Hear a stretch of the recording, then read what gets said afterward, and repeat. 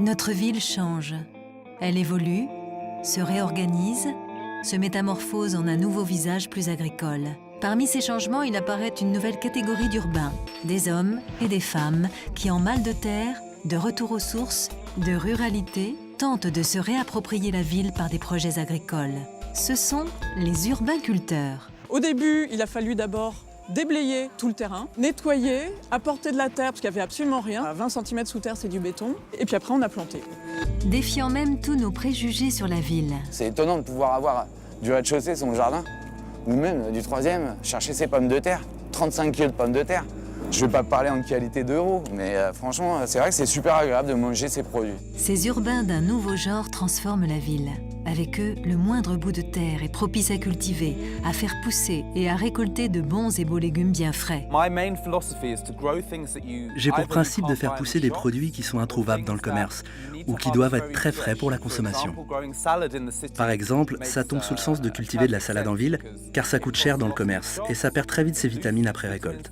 En plus, on peut dans un petit espace cultiver des douzaines de variétés différentes et obtenir des salades au goût magique.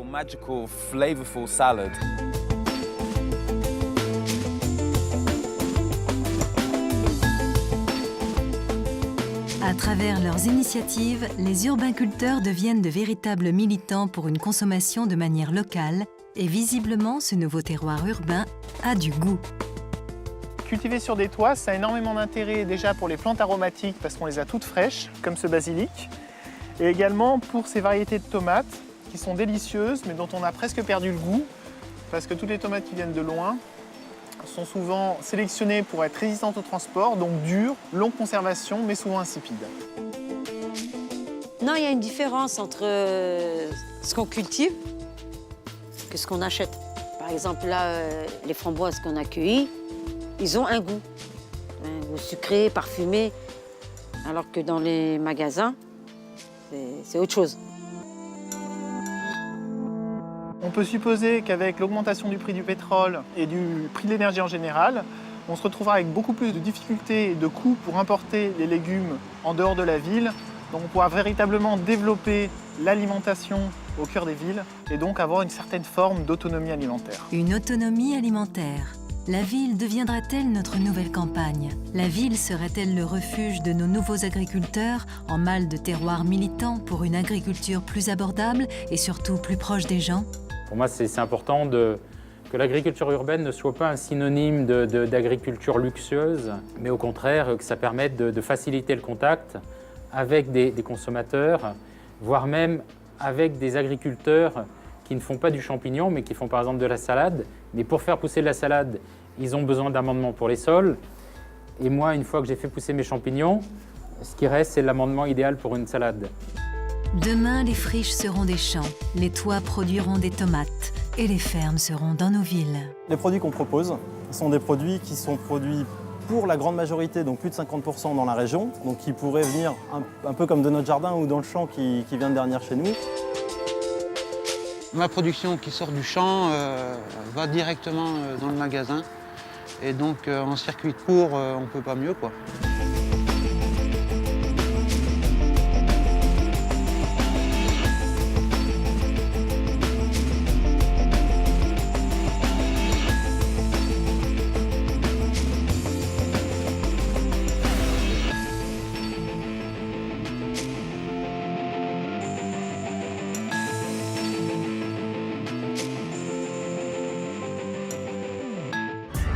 La rencontre avec nos urbainculteurs débute en banlieue parisienne, au Pré-Saint-Gervais exactement. Ici, un petit groupe d'habitants a investi un bout de terre au croisement d'un carrefour.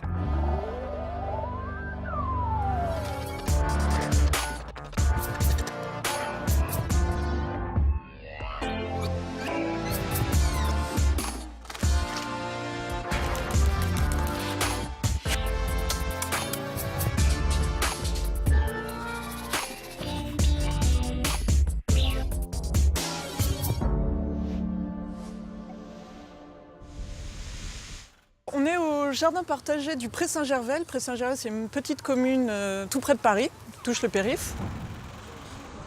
C'était un terrain qui était autrefois un dépotoir, parking, qui était moche et invivable. Et les habitants, à force de passer devant et d'en avoir assez de voir ce terrain inhabité, ont décidé de le transformer en jardin.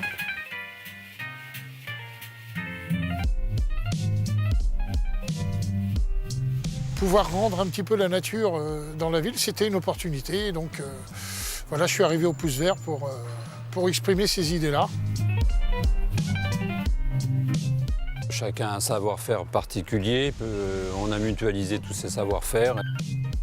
Ayant moi-même des capacités en herboristerie, puis bon, m'y connaissant pas mal en plantes, c'est vrai que souvent c'est moi qu'on vient voir pour dire ça, est-ce que je l'arrache, est-ce que ça a une utilité, est-ce que ça sert à quelque chose?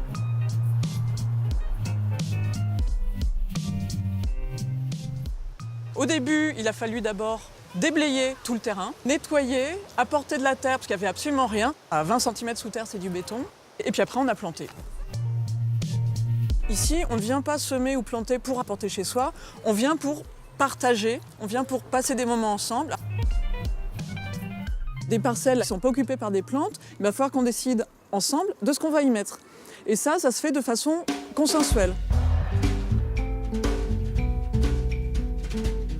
On a la cabane qui a été construite par Gilles et Jackie avec l'aide d'un charpentier, mais tout est de la récup. On n'a rien acheté, sauf la tôle ondulée qui permet de récupérer l'eau de pluie qui va dans 2 citernes à l'arrière et qu'on utilise pour arroser les plantes.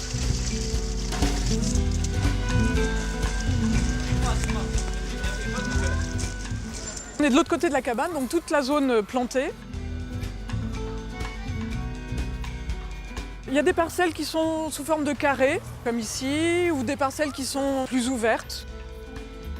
On apprend, on expérimente. On essaie quand même d'associer des plantes qui se font du bien l'une à l'autre. Vous avez des soucis, par exemple, qui éloignent les nématodes, qu'on plante à côté des tomates pour que les tomates ne soient pas envahies d'araignées blanches. Les topinambours aiment beaucoup le jardin, on en a beaucoup. C'est un petit goût d'artichaut, c'est délicieux.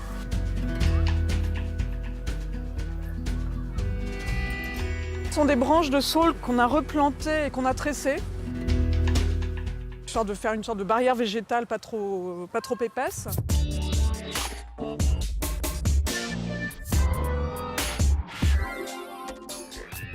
Moi, j'étais plus sensibilisé sur les problèmes de récupération d'eau, récupération des végétaux. On s'est lancé tout de suite dans un compost. C'est tout simplement un cheval d'arçon qu'on a récupéré avec un enseignant. C'est du lombricompost. On y met des vers pour accélérer la décomposition. On arrive à faire un peu de terre en 3 mois, alors qu'un compost par simple dépôt au fond du jardin, il faudrait plusieurs mois, voire plusieurs années. On a mis à disposition sur le bord du jardin un container, comme ça, et tous les riverains peuvent déposer leurs épluchures qu'on place dans le compost régulièrement, qu'on travaille, parce qu'un compost, ça ne se fait pas tout seul.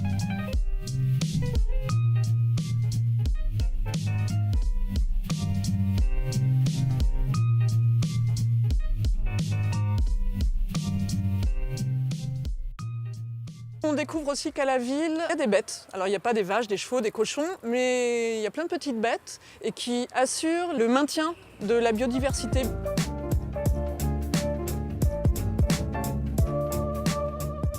J'ai demandé de faire un milieu humide et tout de suite j'ai été soutenu par tous les membres qui étaient déjà présents. C'est que des plantes de la région, comme la salicaire, les massettes, les iris qui sont derrière moi. C'est un habitat et il y a déjà 3 espèces de libellules qui ont occupé et pondu dans la mare. On a eu l'occasion de lui mettre quelques têtards, donc on a une petite population d'une variété d'une grenouille verte qui occupe l'espace et qui pondent régulièrement tous les printemps dans la mare. Ici, on est sur la parcelle de plantes médicinales qui a été mise en place par Claire. On reconnaît voilà, de la lavande, il y a de la mélisse, il y a différentes menthes. On a de la sauge qu'on met dans la cuisine, mais qui est aussi utilisée pour la digestion et puis pour les femmes. Et la tanésie, elle est bonne pour éliminer les vers, éliminer les bestioles dans les armoires, etc.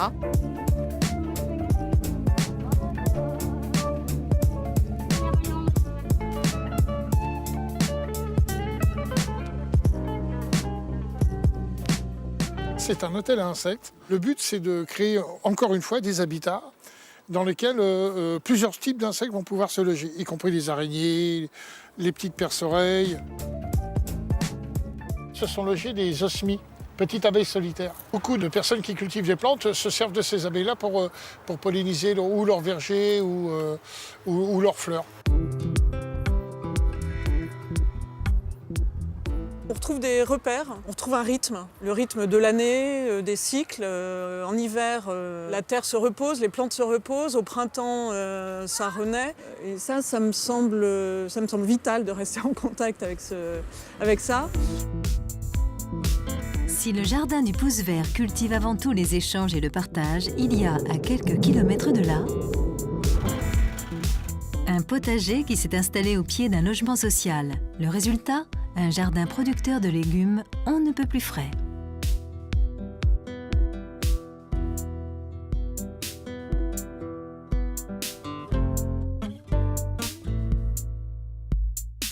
Nous sommes à Sarcelles, dans le quartier Pasteur-Sablon. Ça a été un quartier en pleine rénovation dans le cadre de l'ANRU, l'aménagement urbain. L'intérêt là, c'était justement de travailler sur un jardin de proximité, au cœur même d'un quartier où on prétendait que c'était une cité difficile. Ce jardin est collé à un bâtiment, avec une petite zone que vous voyez derrière moi qui est le terrain de basket. Sa surface, c'est 1100 mètres carrés. Ça représente 22 parcelles de 6 mètres carrés à peu près.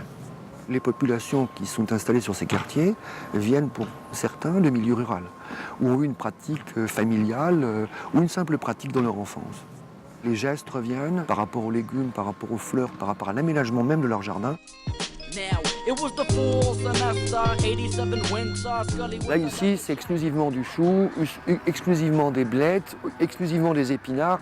C'est au fur et à mesure que la saison avance, ils plantent les légumes poussent, tout de suite après, ils récupèrent pour replanter derrière. Ce qu'il y a, bien sûr, c'est pas utiliser de produits phytosanitaires, utiliser au maximum ce qu'on peut trouver en compost, ce qu'on peut trouver en engrais naturels. On a une répartition fruits et puis aromatiques, et le reste en potager.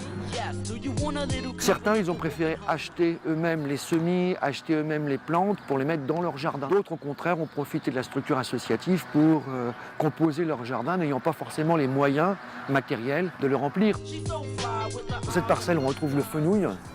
D'ailleurs, c'est très intéressant parce qu'un jardin comme celui-là, c'est aussi un jardin des odeurs.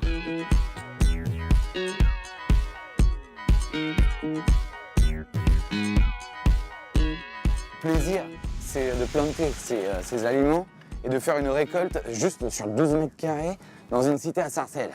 Yo, ça fait 7 ans que j'habite ici, c'est le plus beau cadeau qu'on m'ait fait.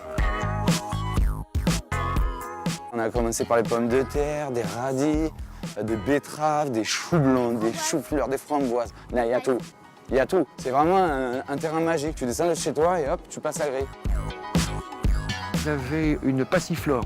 C'est une très grande fleur blanche qu'on trouve plutôt dans le sud. Et elle nous produire des fruits qui sont les fruits de la passion. Cette couleur orange que vous avez, normalement les fruits de la passion sont beaucoup plus gros. Ici, il faut être raisonnable. Hein, on est dans un pays tempéré, qu'on n'a pas du tout les mêmes productions. Elle offre un deuxième avantage. Elle offre le gîte et le couvert aux araignées, qui elles aussi, depuis maintenant 2 ans, se sont vraiment installées sur le territoire, parce qu'il y a de quoi alimenter. Voilà le cas justement de quelqu'un qui a travaillé son jardin en essayant de faire des alvéoles de culture.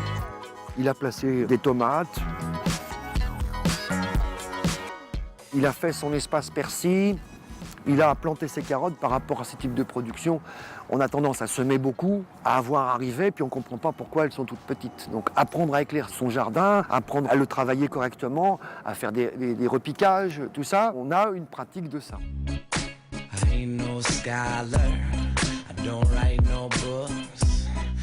On est parti du principe qu'il ne fallait pas tout sécuriser. Un jardin, ce n'est pas une forteresse. Il faut que ce soit un lieu visible de tous et accessible à tous. Entre guillemets, la barrière n'est pas là pour fermer un espace, mais pour, au contraire, engager au dialogue.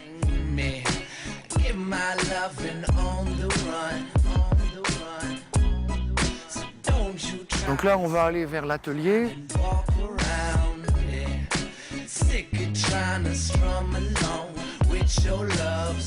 On a des bacs à compost qui sont installés au fond.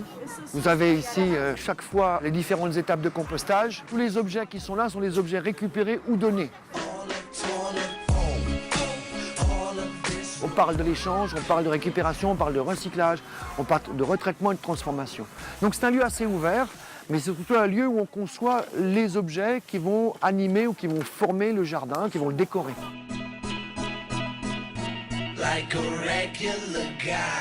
On s'aide mutuellement dans les récoltes. Quand on a besoin de quelque chose, on va voir notre voisin, il nous donne des graines. Et puis on se prête au fur et à mesure les choses. Et quand il y a une récolte, tout le monde participe à la récolte et celui qui veut, il prend. Même ceux qui ne font pas partie des jardins des voisins, on leur donne quand même nos récoltes pour qu'ils y goûtent.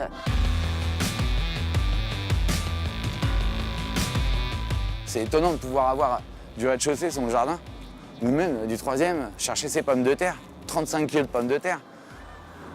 Je ne vais pas parler en qualité d'euros, mais franchement, c'est vrai que c'est super agréable de manger ces produits. Les légumes qui sont produits ne sont pas simplement réservés à une consommation familiale ou personnelle. Elles passent aussi par le lien d'un fruit qui vient de pousser, d'une fraise, d'une tomate, qui va faire qu'on va en parler, qu'on va la goûter. On lit tous ces éléments-là et on se rappelle de son enfance, on se rappelle de son pays, on se rappelle de la manière dont on avait cultivé, les outils qu'on utilisait. Toute cette pratique, ça a permis ce genre de cheminement-là.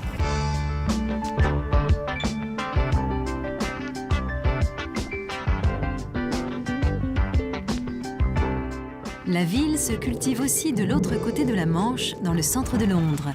Tom, un urbainculteur pionnier dans l'agriculture en ville, a transformé son jardin en véritable terrain de production.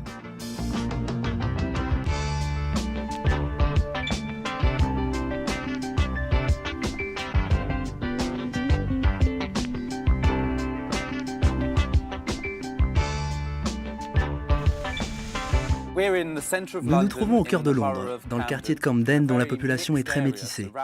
Il y a plein de personnes de différentes cultures, des gens qui viennent du Bangladesh, de Somalie, d'Europe de l'Est. Je suis jardinier urbain, j'aide les gens à faire pousser des légumes en ville.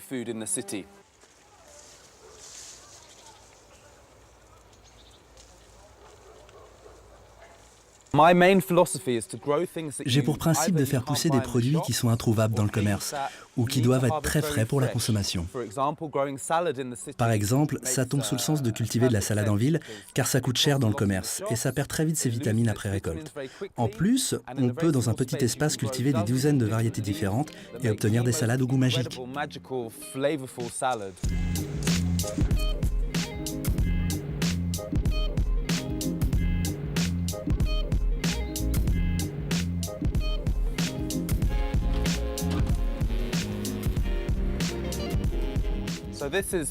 Voici mon jardin. Là, nous avons des poulets qui ont très faim. Ils n'ont pas pris leur petit déjeuner. Il faut que je les nourrisse pour commencer.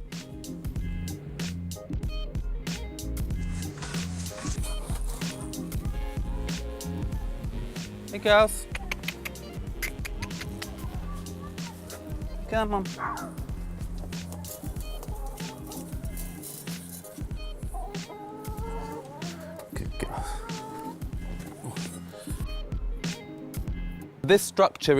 Voici une petite serre.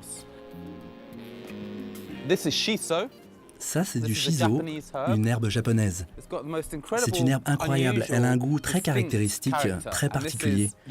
On l'utilise souvent dans les restaurants japonais pour les sashimi ou les sushis. On a aussi de la coriandre vietnamienne.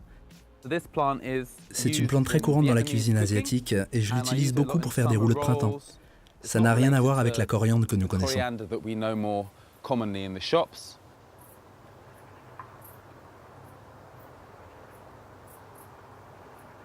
Ma fille adore ces plantes.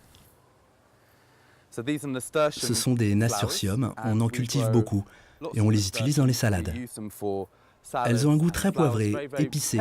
Elles décorent très bien les plats. En plus, elles sont vraiment très faciles à faire pousser.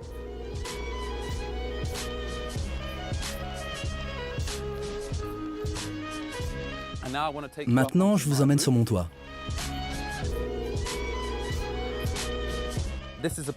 Nous avons ici de très belles courges. Ça s'appelle un tromboncino. C'est de la famille de la courgette. C'est magnifique comme légume avec sa forme courbe.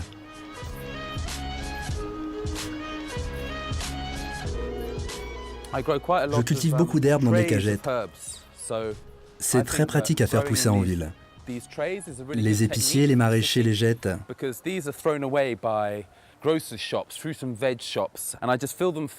Je les récupère et j'y mets le terreau ou le compost que j'ai sous la main et j'obtiens des herbes fraîches à mettre dans ma salade juste après la récolte. C'est une façon rapide et facile pour cultiver dans un petit espace.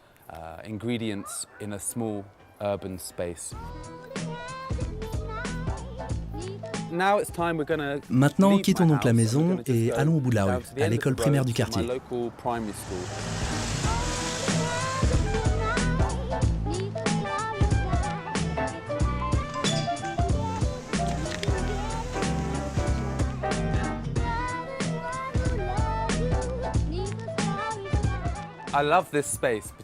J'adore particulièrement cet endroit car il est caché et très pratique pour faire pousser des graines. En ce moment, on a plein de tomates et aussi des tomatillos. Ils viennent d'Amérique centrale et sont de la même famille que la tomate. C'est très bon pour faire des sauces et on l'utilise souvent pour la cuisine mexicaine.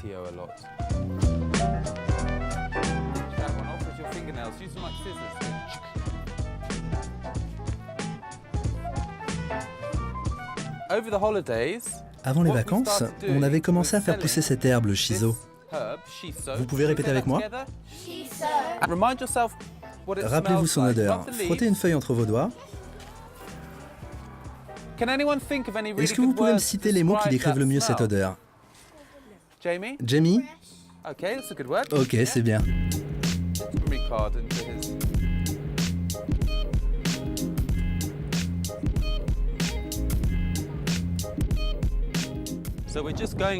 Là, nous nous rendons au jardin partagé.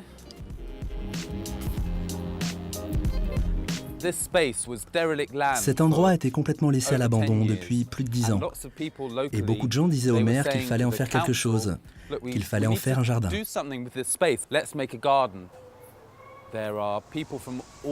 y a des gens de tout le quartier, chacun a une clé et un petit espace à cultiver.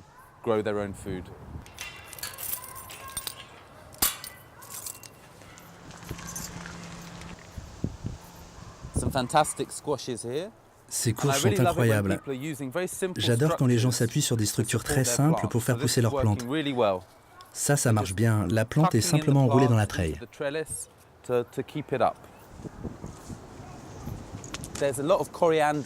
Il y a beaucoup de coriandre dans ce jardin. C'est l'exemple parfait de la plante à faire pousser en milieu urbain. C'est une herbe au goût incroyable, super à cuisiner, on n'en trouve pas dans le commerce.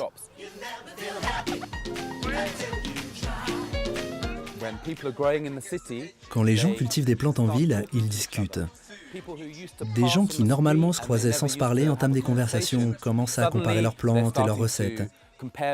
Ils s'échangent des graines et ça aide à rassembler les gens comme aucune autre activité ne peut le faire.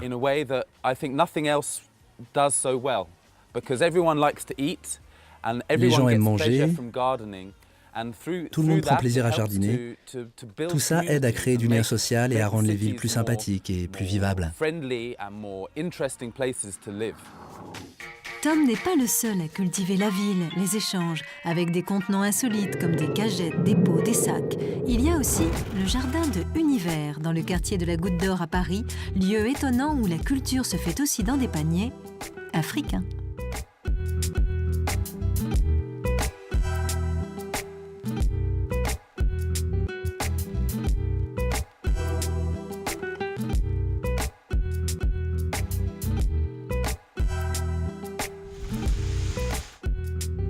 Ici, vous êtes en plein quartier de la Goutte d'Or, donc dans le 18e arrondissement. Et on est au cœur d'une résidence. C'est un espace confiné et complètement propice à des ateliers de jardinage en groupe. Le jardin ici, c'est plus un atelier de remobilisation pour aider les personnes loin de l'emploi à reprendre confiance, etc., quoi.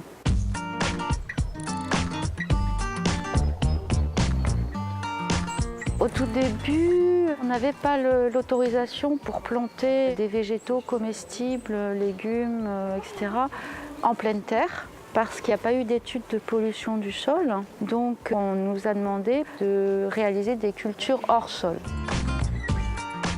Vers Château-Rouge, il y a un marché africain en fait. Les paniers arrivent de là-bas avec des légumes d'Afrique, voilà. Et après, ils jettent leurs paniers. Donc on s'est dit, on va récupérer ça, puisqu'on est aussi dans une logique de récupération. Et donc au début, il y a eu un panier, puis un deuxième, et puis au fur et à mesure, on les a disposés dans l'espace. Et puis après, on nous a livré de la terre, donc on a rempli les paniers, et le jardin a pris forme comme ça.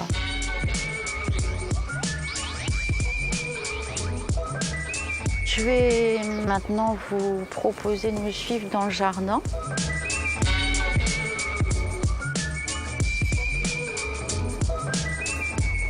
Au début, en fait, on avait décidé de créer cet espace-là où on a planté essentiellement des fleurs, des arbustes, toujours parce qu'on ne peut pas planter de choses comestibles en pleine terre. Sinon, pour tout le reste du jardin, ce qu'on a fait avec un des participants, c'est qu'on a réfléchi aux plantes amies. C'est-à-dire qu'il y a des plantes qui poussent mieux quand elles sont à proximité. Donc on a consulté plusieurs bouquins. Et donc c'est pour ça qu'on peut à la fois avoir des aubergines avec des œillets, des tomates à proximité.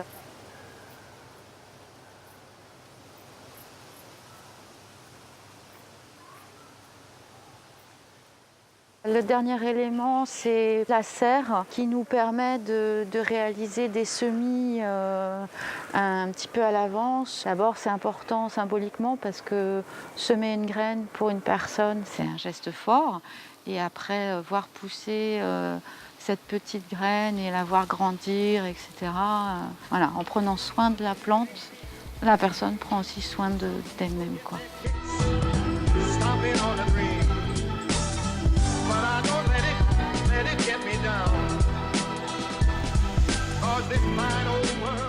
Moi je vous dis la vérité, moi j'aime pas le jardin à la base, ça c'est un truc que j'ai horreur de ça.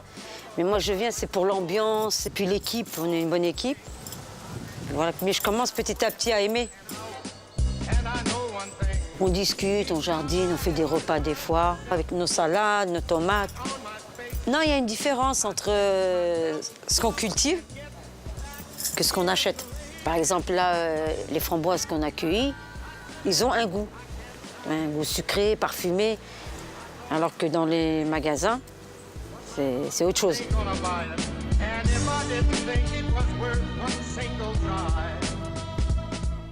C'est un espace avec des échanges de savoir, de savoir-faire, de savoir-être.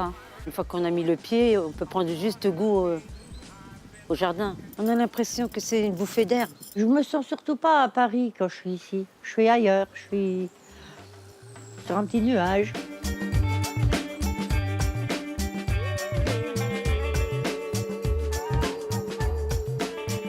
Le jardin, pour des citadins, en tout cas pour les personnes qui aiment la nature, est vraiment un besoin réel, un besoin de se retrouver proche de la nature, forcément, de pouvoir cultiver et toucher la terre, les plantes, etc. Mais c'est au-delà de ça, je dirais que c'est aussi permettre des rencontres. Et ça, c'est essentiel parce que dans notre société aujourd'hui, on ne va pas forcément vers l'autre. Et là, il n'y a même pas besoin de faire l'effort d'aller vers l'autre, ça se fait tout naturellement. Si les urbains en mal de terre sont en train de se réapproprier l'espace bétonné de nos villes pour cultiver des liens et des légumes, il existe déjà des initiatives urbaines portées par ces Green Heroes qui présagent du changement de notre ville. Entre potager expérimental sur les toits et champignonnières aux portes du périph', ces urbainculteurs d'un nouveau genre valorisent le terroir urbain.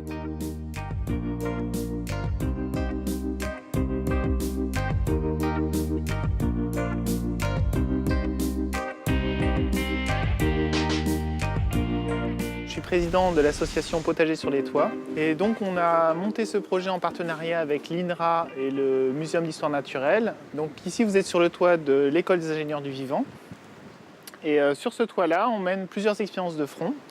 Une expérience pour trouver un substrat à la fois très léger qui vienne uniquement des résidus organiques de la ville, de mesurer la pollution qu'on peut éventuellement avoir dans des légumes cultivés sur des toits, et également des troisièmes expériences pour essayer de voir comment transformer des toitures végétalisées classiques en sédum, en toiture potagère.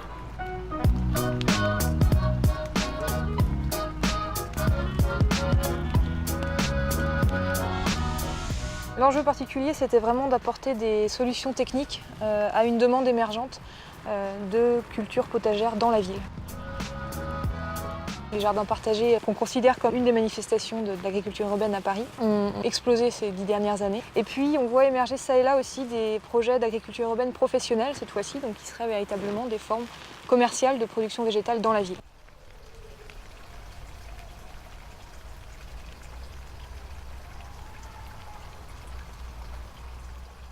Donc ici, vous avez une zone avec 2 rangées de 15 bacs. Dans ces rangées, on expérimente différents mélanges qui sont à base essentiellement de bois et de compost. Ce qu'on essaye de faire, c'est de voir si rajouter de la biodiversité dans ces substrats peut améliorer leur performance. Vous voyez par exemple la comparaison entre 3 bacs. Un premier bac ici, on a simplement du bois et du compost. Dans ce bac-là, on a du bois, du compost, mais aussi des champignons et des vers de terre. Et on constate que la différence entre les deux est flagrante. Les tomates sont bien plus belles dans celui-ci. Et enfin, dans ce troisième bac, nous avons le terreau témoin en terreau traditionnel. Alors pourquoi est-ce qu'on fait cette expérience? Parce que le terreau classique, c'est quelque chose de très cher. Et en plus, c'est quelque chose qui n'est pas très écologique puisqu'on va prélever de la tourbe dans des tourbières qui sont des écosystèmes très fragiles et également des pierres expansées comme la perlite et la vermiculite qui donc coûtent beaucoup d'énergie à être fabriquées.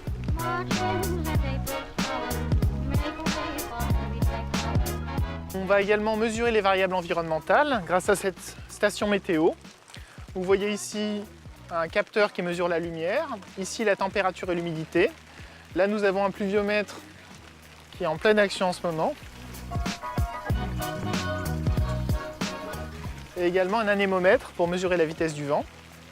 Et à côté de ça, nous installons aussi des plantes bioindicatrices de pollution. Sur ces plantes tabac, vous pouvez voir des petites taches. Et ces petites taches sont le reflet de la pollution à l'ozone qu'on peut avoir. Et cette pollution à l'ozone n'est pas nocive pour nous, mais elle peut gêner la croissance des plantes. Ça fait donc partie des données environnementales.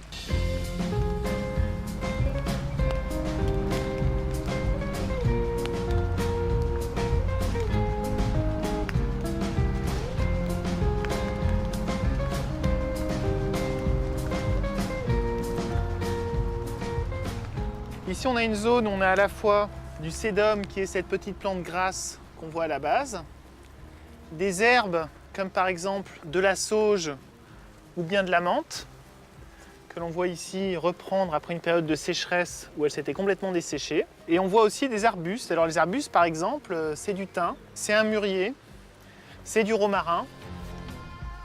Ou même ici, nous avons de la verveine citronnée, qui est délicieuse.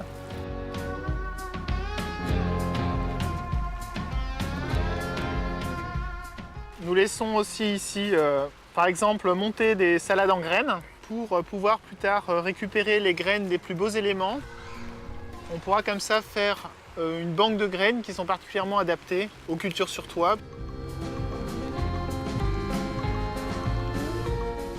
Dans cette partie-là, ce qu'on a essayé de faire, c'est de privilégier au maximum la diversité des plantes.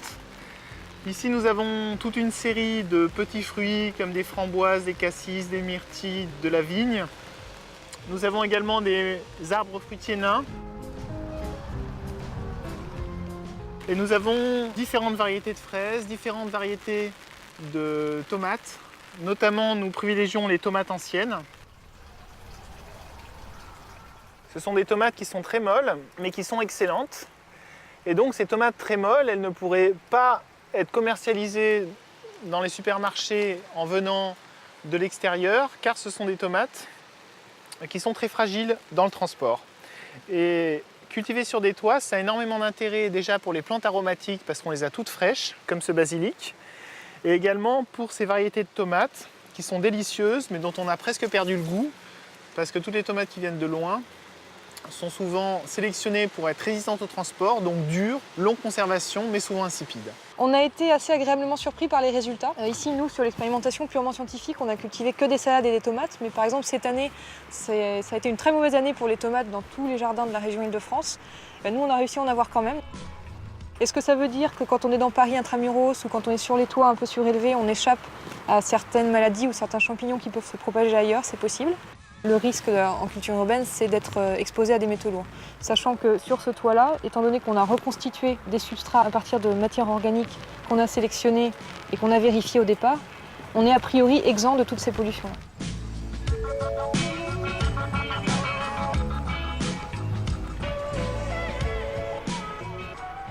Donc les enjeux de cette expérience à court terme, c'est de trouver des solutions qui soient beaucoup plus durables et écologiques pour cultiver sur les toits et également plus légères. Donc si on trouve des solutions plus légères, on pourra beaucoup plus facilement par exemple investir le parc des logements existants. On pense totalement au parc des logements d'entreprise et des HLM. Sur ces expériences d'agriculture urbaine, on n'est pas là pour concurrencer l'agriculture professionnelle, qu'elle soit périurbaine ou rurale. Pour approvisionner une ville comme Paris, on aura de toute façon besoin d'une ceinture maraîchère et d'une agriculture de qualité à proximité de la ville. Et à plus long terme, on peut supposer qu'avec l'augmentation du prix du pétrole et du prix de l'énergie en général, on se retrouvera avec beaucoup plus de difficultés et de coûts pour importer les légumes en dehors de la ville. Donc on pourra véritablement développer l'alimentation au cœur des villes et donc avoir une certaine forme d'autonomie alimentaire.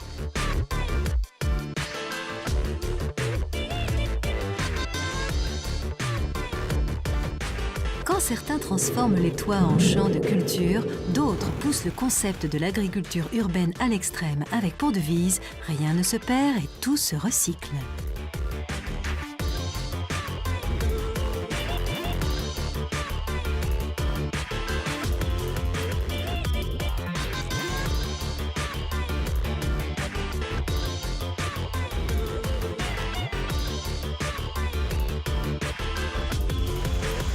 Alors ici, on est sur le stade Louis Lumière à Paris, dans le 20e arrondissement. Alors on est vraiment dans un environnement hyper urbain. On a le périphérique à 100 mètres, la tour la plus peuplée d'Europe à 300 mètres à droite. Et donc on est dans l'est de Paris, dans une zone très urbanisée. Alors ce concept de YouFarm, c'est de faire de l'agriculture en pleine ville économiquement viable. Donc ce sont des champignons. C'est sur un substrat urbain. Donc là, en ville, il y a un siècle, on avait du fumier de cheval, les champignons de Paris. Maintenant, il n'y a plus de cheval, mais il y a des cafés. Donc c'est sur du substrat, c'est du marc de café. Alors le marc de café vient des cafés, des distributeurs automatiques, de tout l'écosystème qu'il y a autour du monde du café. Donc pour l'instant, moi j'ai commencé avec les gestionnaires de machines automatiques qui, chaque fois qu'ils alimentent un distributeur, récupèrent du marc de café dans des sacs. Ils le collectent et ils le livrent à travers des tournées qui existent déjà. Donc c'est une filière de collecte zéro déchet, zéro émission, parce qu'elle existe déjà en approvisionnement. On va aller visiter le conteneur, comme ça vous pourrez vous rendre compte de comment ça fonctionne opérationnellement.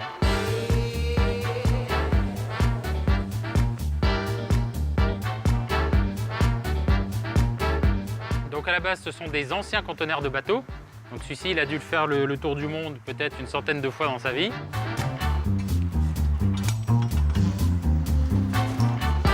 Et voici la zone de production où effectivement on va directement produire et récolter les pleurotes dans le conteneur.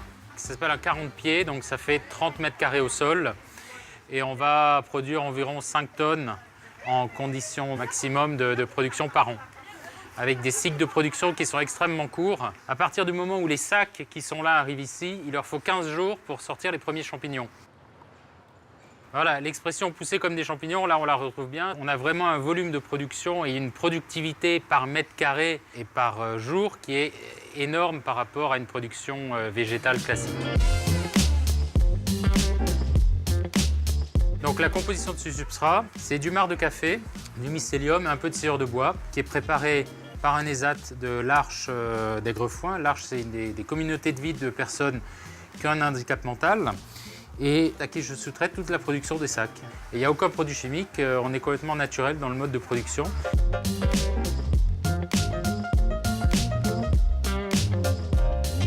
Donc ils ont été incubés dans un conteneur identique. Le mycélium qu'on a intégré dans ce marc de café s'est développé jusqu'à constituer une racine.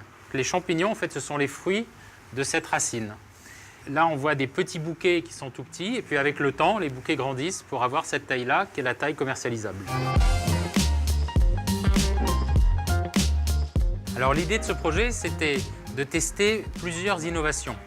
Une innovation technique sur faire du champignon sur du marc de café, une innovation citoyenne, d'intégrer ça dans un monde urbain, et une innovation sociale, parce qu'on va utiliser ce support comme outil d'insertion.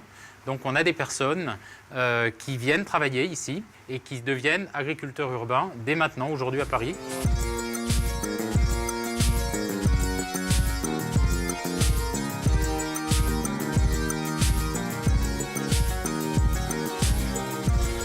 Je suis arrivée ici parce que je travaillais dans un jardin sur le toit et on m'a proposé, ou plutôt on m'a demandé si je voulais travailler dans les champignons. J'ai trouvé ça un peu dingue parce que normalement les champignons c'est en forêt. J'ai été un peu comme ça, mais après quand j'ai vu, bon pourquoi pas, j'ai été ravie.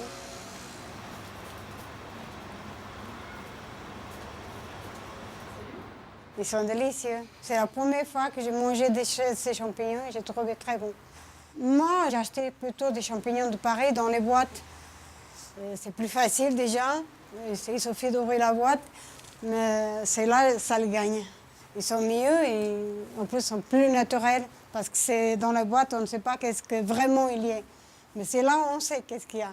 On les a vus grandir, sortir et pousser, c'est ça que je trouve magnifique.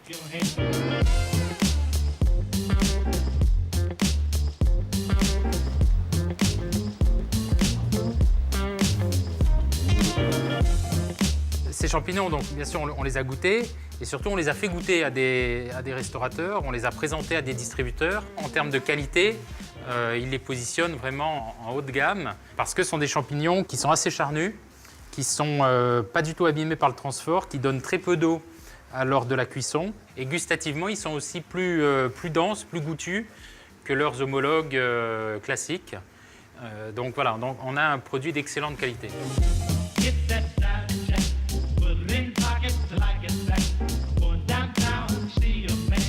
Il ne serait pas concevable de payer ces champignons 5 fois plus cher parce qu'ils ont été produits en ville, parce qu'on a des coûts de revient trop forts. Pour moi, c'est important que l'agriculture urbaine ne soit pas un synonyme d'agriculture luxueuse, mais au contraire, que ça permette de faciliter le contact avec des consommateurs, voire même avec des agriculteurs qui ne font pas du champignon, mais qui font par exemple de la salade. Mais pour faire pousser de la salade, ils ont besoin d'amendements pour les sols.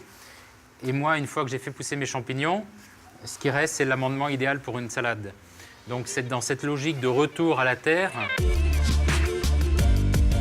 Je pense qu'on manque de ces choses-là, des verdures et des choses comme ça. Alors même les champignons, si vous pouvez avoir plus, je trouve que c'est mignon, c'est bon et c'est agréable de voir.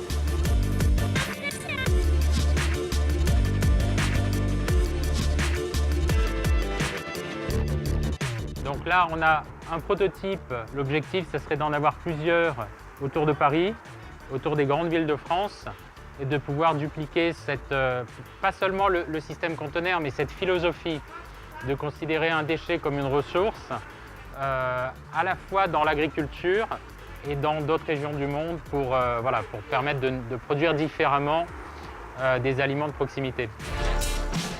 Le monde agricole est en mutation, nos campagnes se font plus rares et nos villes se densifient. Face à ce constat et à cette perte de la culture rurale, des Green Héros ont imaginé de réimplanter une ferme au cœur d'une zone industrielle on ne peut plus urbaine. Le résultat, c'est une ferme supermarché pour le plus grand bonheur de nos citadins.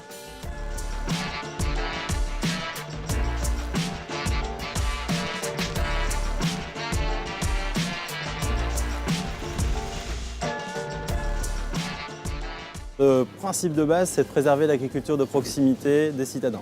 Notre postulat de départ, c'est ça. Les produits qu'on propose sont des produits qui sont produits pour la grande majorité, donc plus de 50% dans la région, donc qui pourraient venir un peu comme de notre jardin ou dans le champ qui vient de derrière chez nous. Ici, on est sur un site de 15 hectares. Sur ces 15 hectares, on en a préservé 9 en culture, qui sont cultivés par un agriculteur qui est à son compte, qui est indépendant.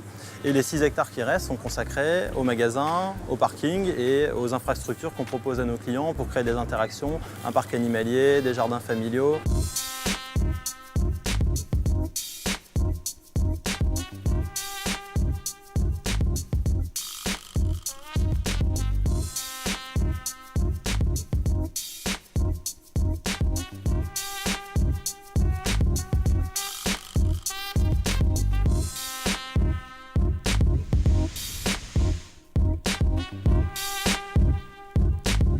Je suis maraîcher sur le site de la ferme du Sart, donc depuis 2008. Je suis spécialisé dans les cultures sous abri, donc légumes, fruits comme tomates, concombres, haricots perches. Je fais également du potiron diversifié.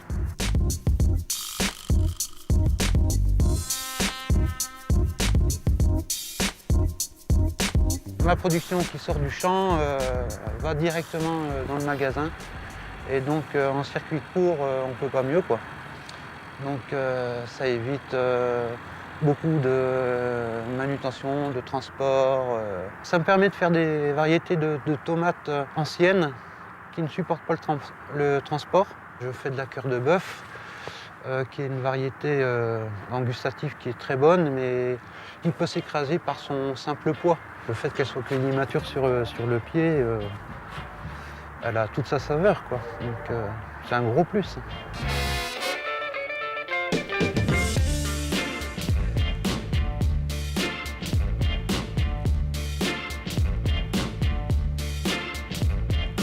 Toutes les villes grandissent et en grandissant, elles ont le choix. Soit elles repoussent indéfiniment l'agriculture en périphérie, soit on englobe des petites zones comme ça qu'on préserve. Et c'est ce que nous, on a réussi à faire ici sur les 15 hectares. Et on a réussi à en préserver une partie en agriculture maraîchère. Donc c'est bien l'agriculture qui est au service de la population parce qu'elle va nourrir des gens. Et grâce à ce point de vente, on va également pérenniser d'autres agriculteurs qui sont en périphérie du magasin. Bon, des fois, on me dit Thierry, t'es près de l'autoroute, c'est pas terrible quoi. Où y a-t-il un endroit sans risque? La nature, elle a sa place partout, hein. Il suffit de la laisser faire. Au contraire, je pense qu'il y a quand même pas mal d'avantages de se trouver sur un site comme celui-ci, hein, au cœur de la ville. Au niveau des problèmes qui pourraient survenir avec un voisin qui fait des traitements et puis être sous le vent dominant et recevoir les pesticides du voisin.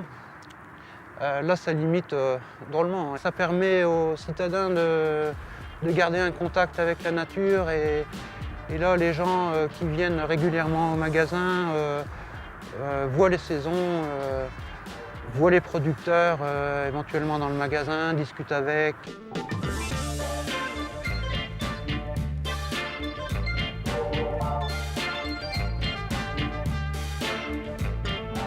Ce qu'on fait, c'est vraiment de la sensibilisation, pas plus. On n'est pas dogmatique. On s'autorise à vendre des tomates même en hiver, mais elles ne sont pas mises en avant. Il est marqué clairement qu'elles viennent du Maroc pour que les clients ne se trompent pas sur la saisonnalité. On a d'ailleurs un calendrier en magasin qui le rappelle très bien. Mois par mois, en tant que client, je peux voir quels sont les légumes ou les fruits qu'il est préférable de consommer. Voilà. Au mois de décembre, il n'y a pas de fraises chez nous. Il n'y en a pas dans le magasin, mais il n'y en a pas non plus sur ce calendrier qui me guide. Dès l'instant où on travaille en direct avec un producteur, on a sa photo dans le rayon. Donc on peut prendre un exemple ici, on a toute la gamme des choux. On retrouve la photo du producteur, son nom, ici Vincent Boutilleux, le nom de son exploitation. Il est installé à Aix-les-Orchies, à 26 km de la ferme du Sard. Donc le client sait exactement le nombre de kilomètres parcourus par le produit avant d'arriver chez nous. C'est aussi le reflet de la manière dont on travaille avec nos producteurs, c'est qu'on a un seul producteur par produit. Donc même pour le client, c'est transparent. Sur l'exemple du chou de Bruxelles, par exemple, c'est David qui nous fournit à l'année. Ils ne sont pas deux producteurs, il n'y a pas de mise en concurrence, c'est lui qui nous livre directement ses choux annuellement.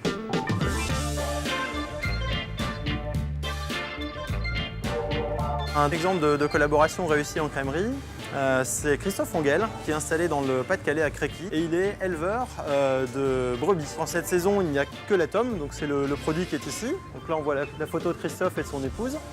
Mais il nous produit également des yaourts au lait de brebis. Ces yaourts, actuellement, ils ne sont pas en magasin parce que c'est la saison des agnelages. Donc on a pensé à mettre un petit panneau qui explique à nos clients ce qui se passe dans une bergerie à cette époque-ci de l'année.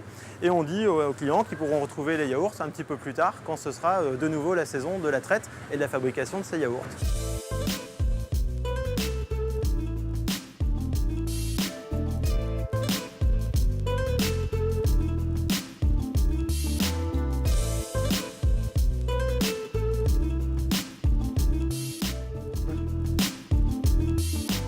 De manière un petit peu plus symbolique, on a un échantillon représentatif des animaux de la ferme dans le parc qui est à l'extérieur. On sait très bien que dans une vraie ferme, entre guillemets, il y a beaucoup plus d'animaux que ça et ça marche autrement. Mais ces animaux-là, aujourd'hui, les citadins ne les approchent pas ou plus. On a très peu d'occasions d'aller jusqu'à la campagne rencontrer les animaux. Là, on a la possibilité d'approcher des lapins, des chèvres, des oies, des canards. Il y a un contact que les gens n'ont plus ou peu ou très peu et qu'on peut petit à petit par des actions symboliques comme ça renouer. Toutes ces initiatives prouvent que la ville devient notre nouvelle campagne. C'est en suivant le chemin de ces urbainculteurs, en soulevant ces bouts de béton, en se mobilisant, qu'il sera possible de cultiver la ville tout en changeant nos habitudes, pour une consommation plus locale et surtout plus goûteuse.